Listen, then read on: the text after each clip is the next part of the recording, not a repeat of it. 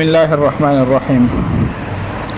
حضرت انس بن مالک رضی اللہ تعالیٰ عنہ فرماتے ہیں کہ حضور صلی اللہ علیہ وسلم کے ایک صحابی کی کنیت ابو معلق تھی اور وہ تاجر تھے، اپنے اور دوسرے کے مال سے تجارت کیا کرتے تھے، اور وہ بہت ہی عبادت گزار اور پرہیزگار آدمی تھے۔ ایک مرتبہ وہ سفر پر گئے تو انہوں نے راستے میں ایک ہتھیاروں سے مسلح ایک ڈاکو ملا، ڈاکہ کے لیے بیٹھا ہوا تھا، اور وہ ان کو راستے میں مل گیا۔ اس نے کہا کہ اپنا سارا سامان یہاں رکھ دو، میں تمہیں قتل کر دوں گا۔ اس صحابی نے کہا کہ تمہیں مال لینا ہے تو وہ لے لو۔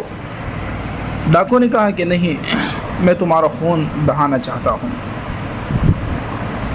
صحابی نے کہا مجھے ذرا مہلت دو، میں نماز پڑھ لوں۔ اس نے کہا جتنی پڑھنی ہے پڑھ لو۔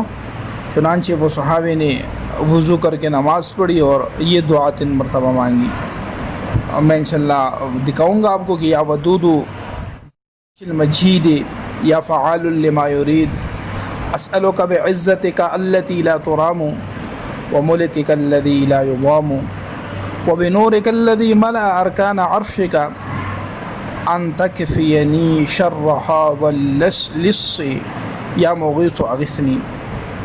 جیسا ہی انہوں نے یہ دعا پڑھی تو اچانک ایک گھڑ سوار نمودار ہوا جس کے ہاتھ میں ایک نیزہ تھا، اور وہ نیزہ انہوں نے اسے اٹھایا ہوا تھا، اپنے گھوڑے کے کان کے درمیان انہوں نے بلند کیا ہوا تھا۔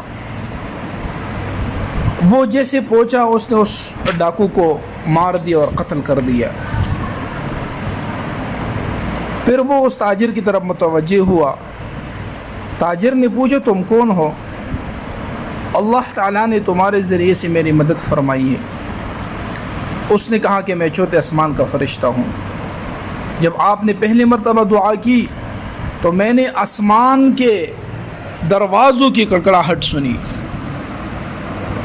جب آپ نے دوبارہ دعا کی میں نے آسمان والوں کو چیخ و پکار سنی، اور پھر آپ نے تیسری مرتبہ دعا کی تو کس نے کہا کہ ایک مصیبت زدہ کی دعا ہے۔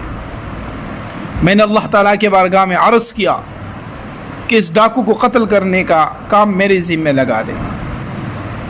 پھر اس فرشتے نے کہا آپ کو خوشخبری ہو کہ جو آدمی بھی وضو کر کے 4 رکعت نماز پڑھے اور پھر یہ دعا مانگے تو اس کی دعا ضرور قبول ہوگی، چاہے وہ مصیبت زدہ ہو یا نہ ہو۔ تو آج ہم اگر اپنے معاشرے میں دیکھیں، ہر کوئی کسی نہ کسی مصیبت میں مبتلا ہے، تو آئیے اسی دعا کے ذریعے سے اللہ جل جلالہ سے اپنی عافیت کی دعا مانگے۔ اللہ